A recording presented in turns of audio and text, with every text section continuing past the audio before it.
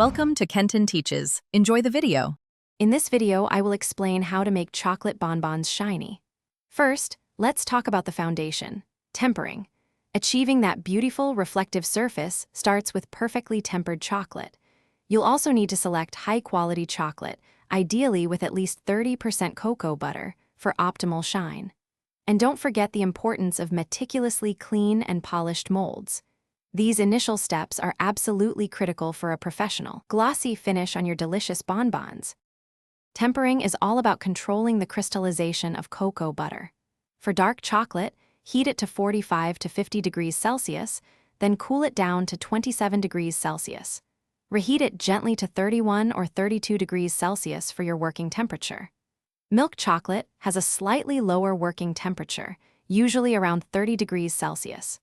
White chocolate is even lower, typically 28 degrees Celsius. Precision here ensures a stable, shiny chocolate that snaps beautifully. Now let's prepare your molds for success. First, ensure they are absolutely spotless and completely dry. Even a tiny speck can dull your bonbons. For an extra mirror-like finish, gently polish polycarbonate molds with soft cotton balls.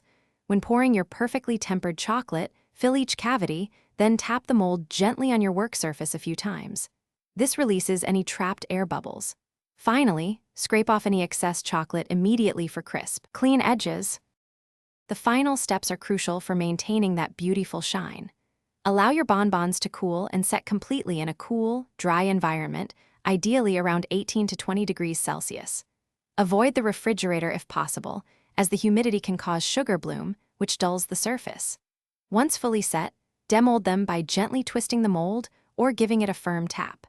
Properly tempered bonbons will release easily with a satisfying snap, revealing their gorgeous, glossy finish. Thanks for watching. Please subscribe if this video was helpful.